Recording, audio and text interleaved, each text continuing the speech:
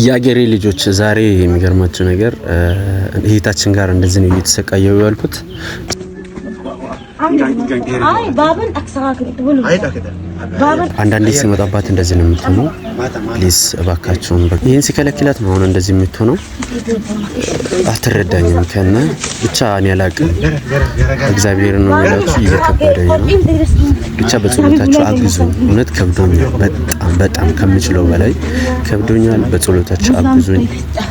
ፈጣሪ እንግዲህ መጨረሻውን ያሳየኝ ብያለሁ። ቤተሰቦችን የምታውቁ ሰዎች እባካችሁ አድርሱላቸው። በቃ በተሻላችሁ አቅም ቪዲዮ ቫይራል ወጥቶ ለሰዎች ድረስ ከባድ ነው። በአጠቃላይ እንዴ ነው ብቻ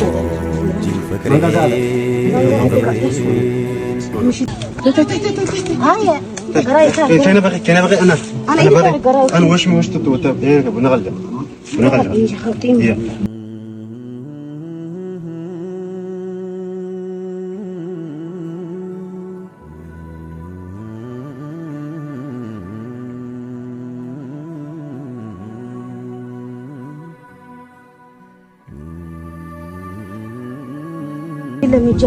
ያለባት እንትን